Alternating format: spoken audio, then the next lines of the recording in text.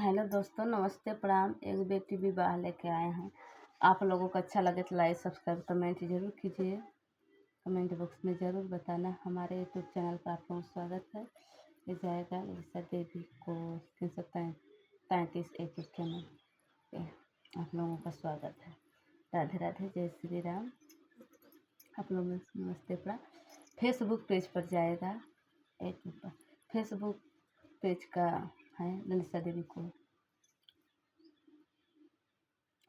नदिया किनारवा यह कारी चलै बाबना पुकारी चलै बाबना।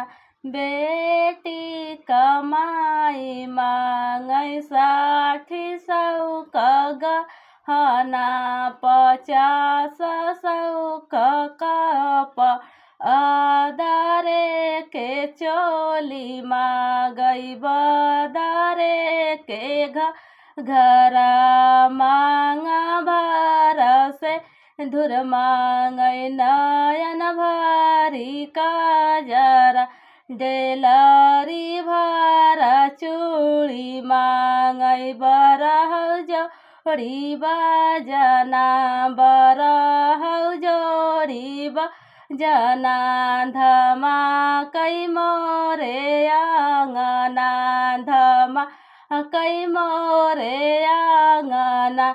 बेटा बाबा सुनै छो धोती छोरी खूटी टांगै धोती छोरी खूटी टांगै नघना दुआरवा के ना घेना दुआरवा। कहाँ पैबै मोरी समधि 60 सौ के गहना 50 सौ के कपड़ा दरे के चोली तब दरे के घरा मांग रसे नूरा नयन भरी काजरा डेलारी भर चूड़िया बरह जोड़ी बजना धमाकै तोहरे आंगना धमाकै तोहरे आंगना। नदिया किनारे चलियह कारी चलै बाबना पुकारी चलै बाबना।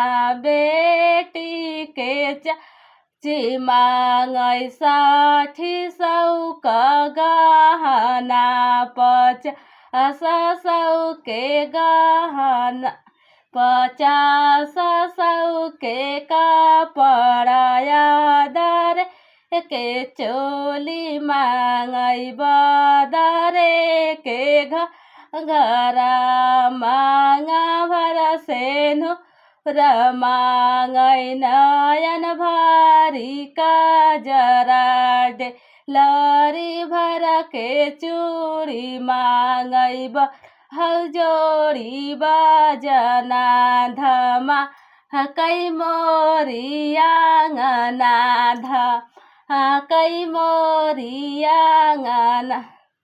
नदिया किनारे कारी चलै बाबना पुकारी चलै बाबना। बेटी का भी मांगै 60 सौ के गहना 50 सौ के कपड़ा 50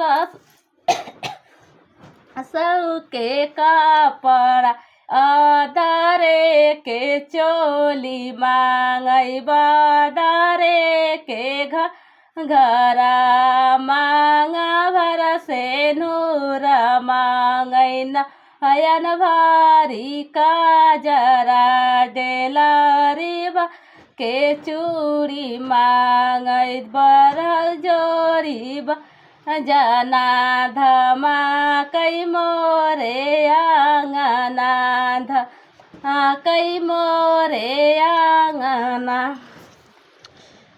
बेटा के भैया सुनी धोती छोरी खूटी गैना गेना चैन दुआरे तना घैना चैन दुआरे कहाँ पौबै मोरी सरहज 60 के गहना 50 के पराया दरे के चोली तबद के घाघरा तमा भर से नूरवा नया न भरी का जरा देला हरी भर के चूड़िया बर हौ जोड़ी बाजना धमाकै तो रे आंगना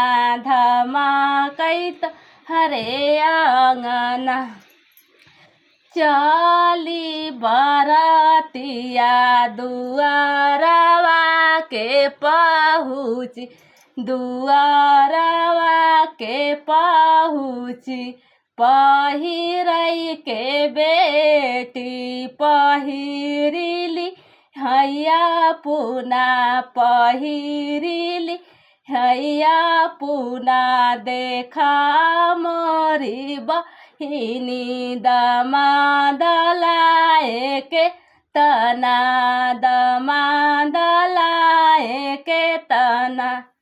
एक गीत कैसा लगा आप लोगों को? अच्छा लगा तो लाइक सब्सक्राइब कमेंट जरूर करना।